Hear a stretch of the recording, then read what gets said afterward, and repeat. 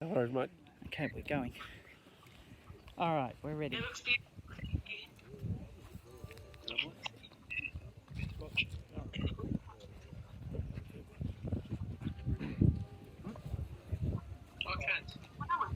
Can you see? Yeah, it's all fine. Good.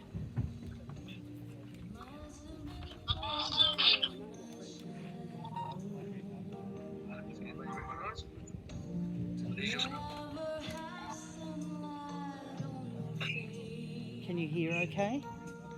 Yeah, it's fine. Good.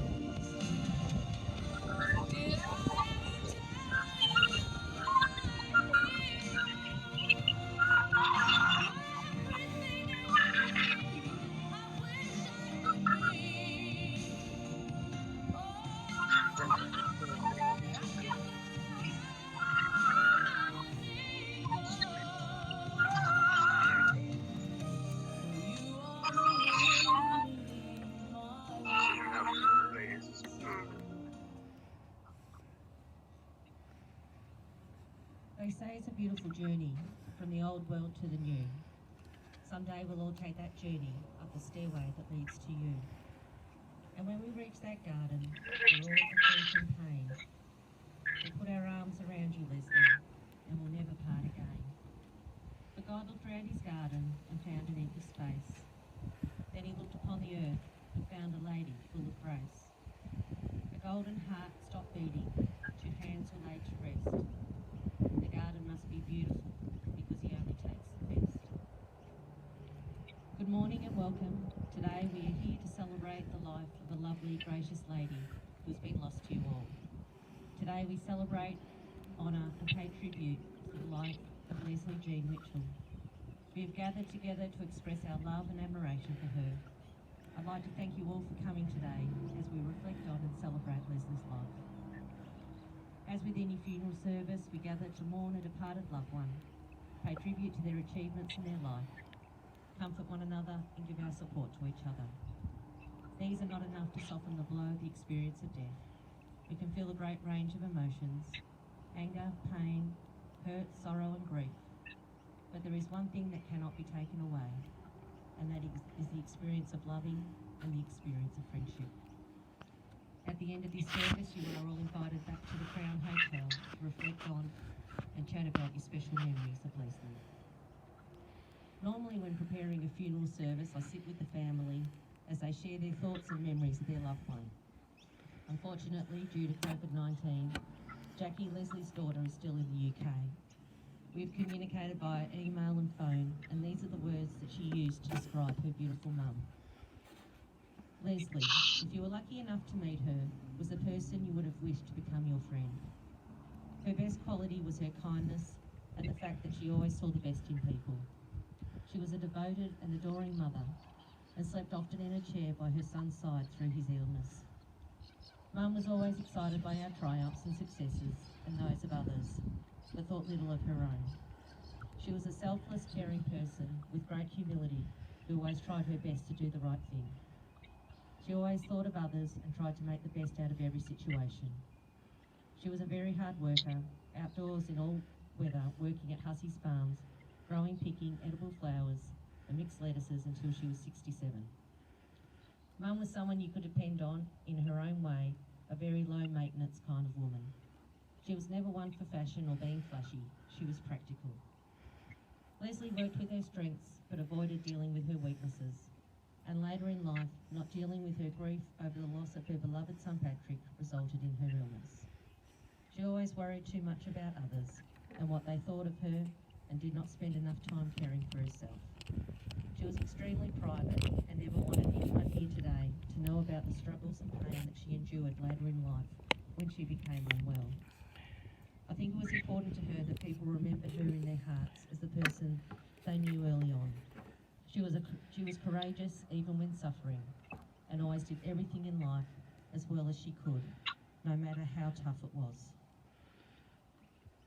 Mum and my father Jean's life would have been a lot different if it had not been for their shared tragic loss, which affected and shaped the rest of their lives. Lesley was gentle and fragile and enjoyed caring for other people and animals the most. And this caregiving was one of her greatest attributes. She was a genuinely nice person. Jackie has asked me to extend her heartfelt gratitude and thank everyone for travelling and making such a fantastic effort for coming to the funeral. It would have touched her mum deeply, and I bet she would have been embarrassed to see how many people truly cared about her. Jackie would also like to say a special thank you to her dad Jean for all of his help to make today's celebration of Lesley's life possible and for being her rock. A dad kind enough to be supportive of me when I could not come to say goodbye at today's service due to the pandemic. Dad and Stephanie, thank you for making today happen and for all your love and support.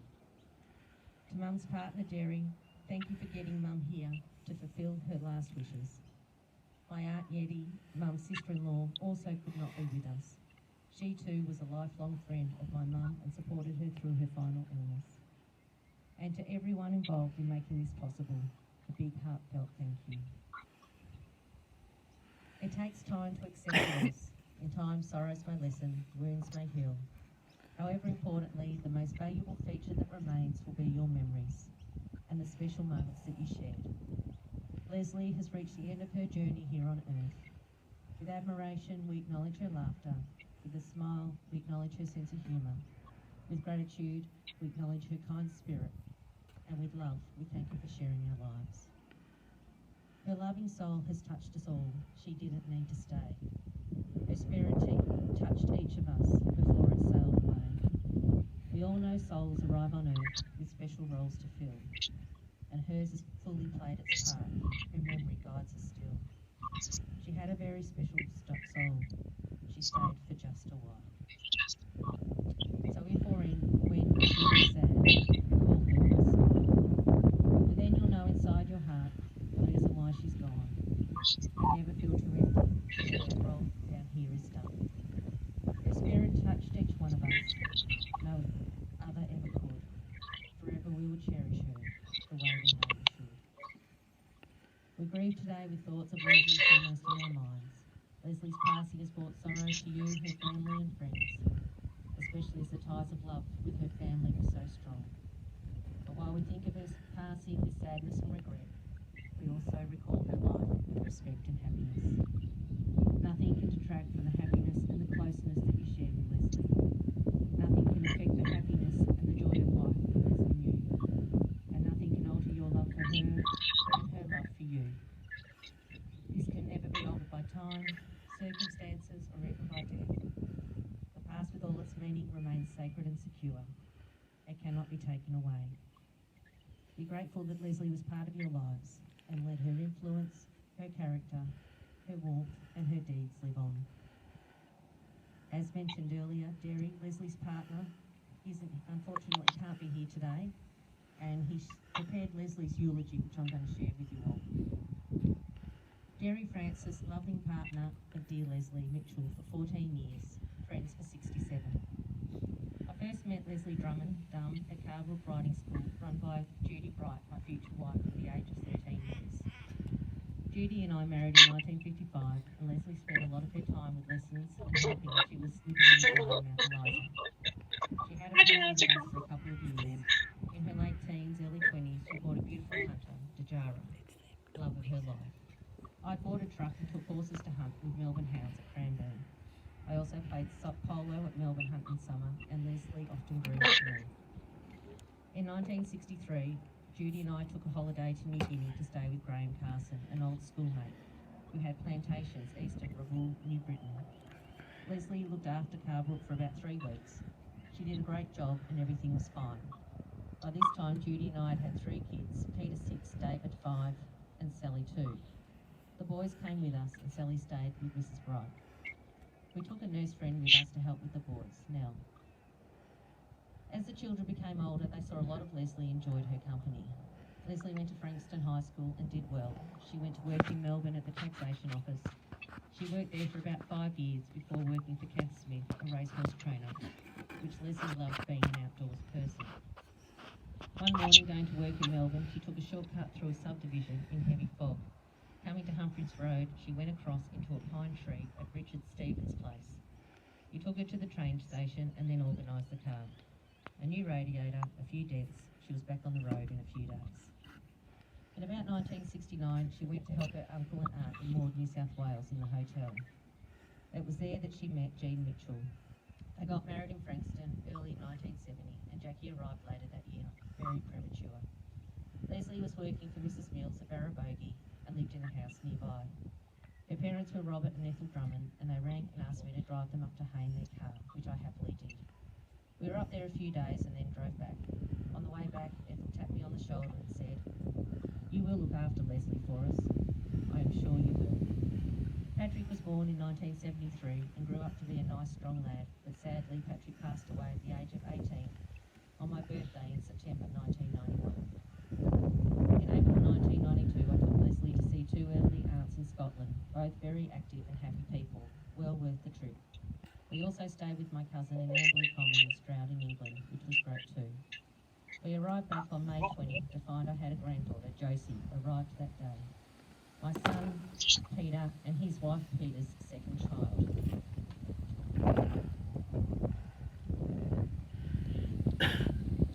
By 1966, I'd bought Turin Estate and moved there in 1968. A riding school where kids came to stay in the school holidays. When Lesley's children grew older, she and Jean would bring them to the farm for a ride around the property. This happened a few times. Later in 1992, Lesley came to live across the way in our first Mount Eliza house, and she lived there until 2005. Lesley bought 19 Cormorant Close in Blind Blight, and later I came to live with her a bit later. Judy and I still ran the farm until she passed away in April 2008. And Sally took over with my support. Lesley had spells in hospital between the end of 2011 and 2015. Her doctor sent me on a holiday and I went to Singapore with a friend, John Denham. We caught up with friends I made in 1990, where I spent a week there, very pleasant. Lesley first went into care in 2015 at Salisbury House in Upper Beaconsfield. She was there for 2.5 years. She then went to Reggie's in Junction Village, and her health went downhill from there until she passed away on the 26th of June 2020.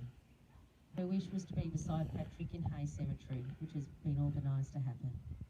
Yeti and I visited her regularly until lockdown. Sorry to happen like this, but she's now at peace and where she wants to be. Love, Derry. Eddie and Derry are very sorry we cannot be with you today. We love you, mate. As I mentioned earlier, Jackie, Lesley's daughter, is in the UK, and she has written some words from the heart which are in the booklet. She's asked me to read them all to you today on her behalf. My mum Lesley was a unique and special lady, filled with kindness, a thoughtful, caring but private person, a daughter to Ethel, Robin, a sister of Ian, Ethel and Robin, sister of Ian, a wife to Jean, partner to Derry, and mother to Jacqueline and Patrick. She is irreplaceable and will be greatly missed by those who cared for her. Mum loved life and helping others and was always found outdoors with animals by her side. An accomplished equestrian who had a lifelong love of horses, a hunter, track rider, show jumper, tent pegger and polo cross player. Despite enduring personal tragedy, she remained a strong and courageous person to the end of her life. Never one for show, she was great company, but never sought to be the centre of attention and was always down to earth. Lesley was a great friend to many and will be fondly remembered by all those lives she touched. For an English girl immersed in the landscape of the Hay Plains that were arid, dusty and the flattest place on earth, she became as resilient and tough as any Aussie. Mending fences, mustering sheep and cattle, lugging hay bales and working on the land she loved. It was here she raised a family that I believe was always precious to her. She rode through hell on the one true plain in a Foster's advert for a European TV. However, on the inside she was always fragile, and following the loss of her beloved son Patrick, she became a damaged soul. Family, like branches on a tree, we all grow in different directions, yet our roots remain as one. Mum was a battler who loved the bush and the outback life, and all its flora and fauna. As kids, Patrick and I would come home from school to find rescued joeys, which we would hand rear.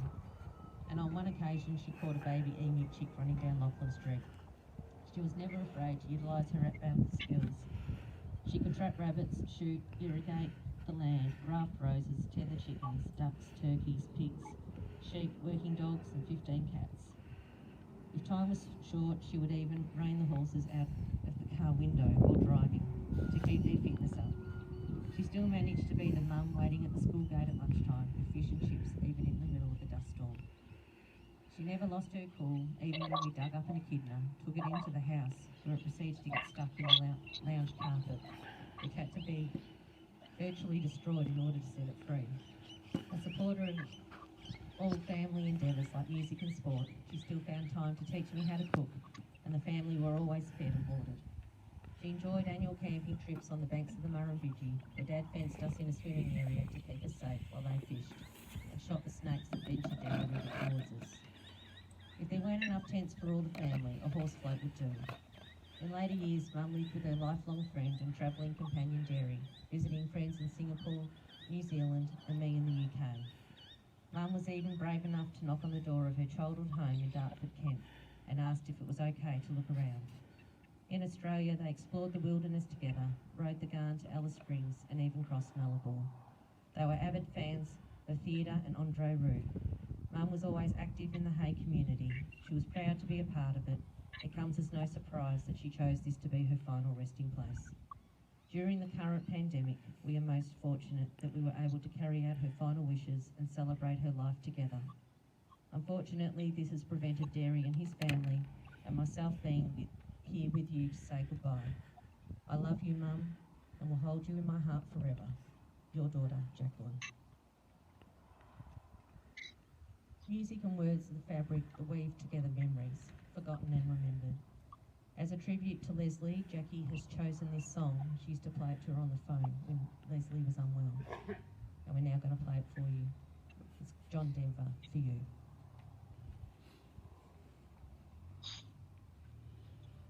She read that out nice. Yeah. Can you hear okay?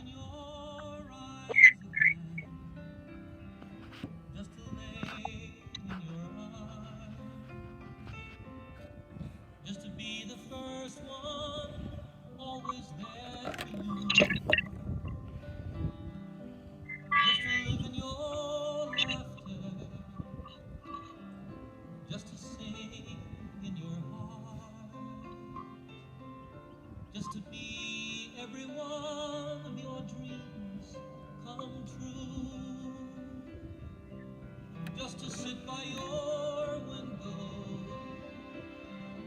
just a touch in the night, just to offer a prayer each day for you, just to long for your kisses, just to dream of your sight, just to know that I'd give my life for you. For you, all the rest of my life. For you, all the best of my life. For you alone, only for you. Just to wake up each morning, just to you by my side. Just to know that you're never really far away. Just a reason for living. Just to say I adore. Just to know that you're here in my heart to stay.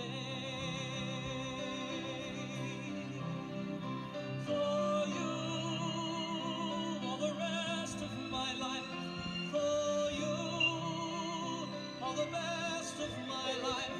For you alone, only for you.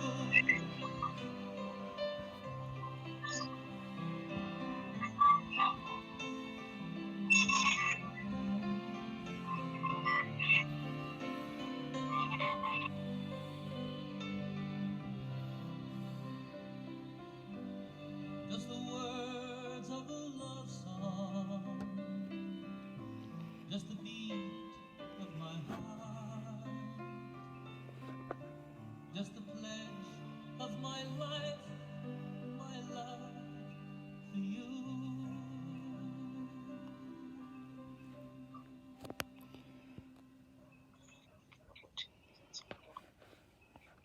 Can you all now please join in the Lord's Prayer? Our Father, which art in heaven, hallowed be thy name. Thy kingdom come, thy will be done on earth as it is in heaven. Give us this day our daily bread, and forgive us our trespasses as we forgive those who trespass against us. And lead us not into temptation, but deliver us from evil. For thine is the kingdom, the power and the glory, forever and ever. Amen. I've reached my journey's end yet with a smile, and soon my shell will be but dust to dust. And though I know my going brings such grief, mourn only for a short time if you must. But know my soul is now so full of joy, free from the shackles of my anguished pain, my very essence in a better place. There I will bide till all shall meet again. My happy spirit soars alive and free. I am the one I was, will always be. Lesley's final request was to be returned here to Hay and reunited with her son Patrick. Tenderly and reverently we commit Lesley's body to the ground. We are grateful for the life that has been lived and for all that life has meant to us. We are glad Lesley lived. We cherish the memories of her words, her accomplishments and her character. We cherish her friendship and most of all we cherish her love. You closed your eyes and were taken to a beautiful place and left us to try and understand. Others are taken, this we know, but you are ours and we loved you so. You'll be in our thoughts every day, in our hearts you will always stay. A silent prayer and a tear too, we will always love and miss you. Go with our love, in time we'll understand. Go with our blessing into loving, caring hands.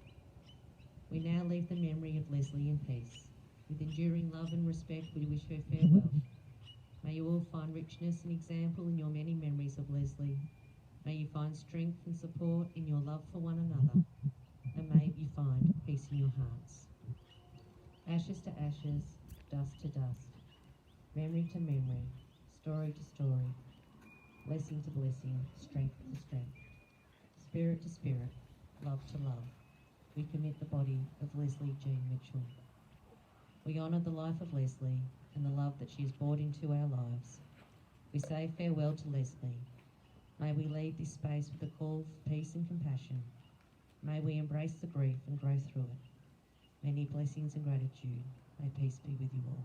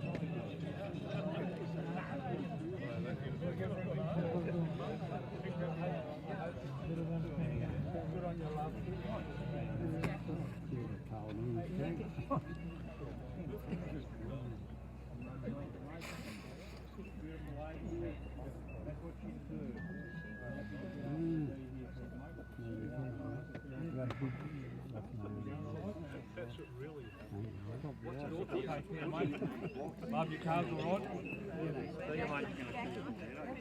Jackie's calling you. Love you, darling. Beautiful words. Beautiful words. It was a lovely service. Crack the ball. It's really